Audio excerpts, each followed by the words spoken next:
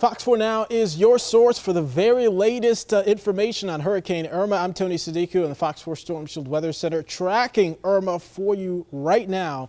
And as we continue to look at this thing, it is still remains a very powerful Category 5 hurricane.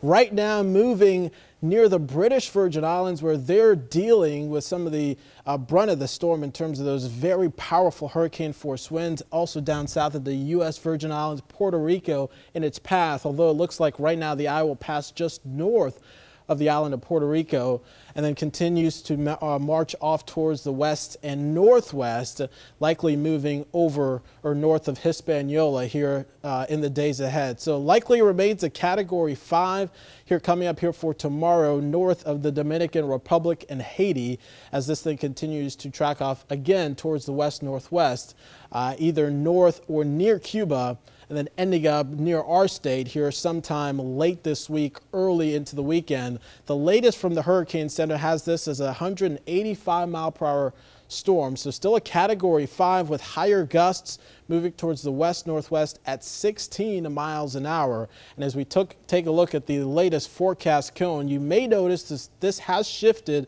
further towards the east, as a lot of models are starting to show that the eye will either move close to the east coast of Florida or just offshore, which would be better news for us here in southwest Florida. But keep in mind, all of southwest Florida, even all of Florida at this point, the majority of Florida that is, in that cone of uncertainty. So there's still nothing to say that this thing won't shift further west in terms of the official track.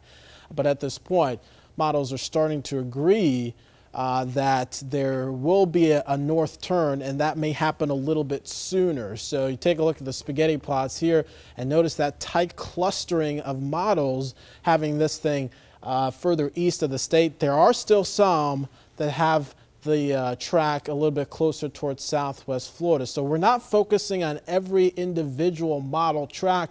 What we're more looking at are some of the trends. And I do want to show you the American model. This is the GFS showing by Saturday, we're starting to deal with the tropical storm force winds here in our area, but the track having the eye east of the state, where the worst of it will either be offshore or just along the east coast of Florida. The European model showing a very similar solution by Saturday, maybe a little bit further off the coast, but by Saturday into Sunday, the eye either kind of hugging the coast or being onshore. So we're still paying very close attention to the trends. At this point, still want to urge folks to be prepared and to be very vigilant as we continue to keep you up to date right here on fox4now.com with the very latest information on Hurricane Irma.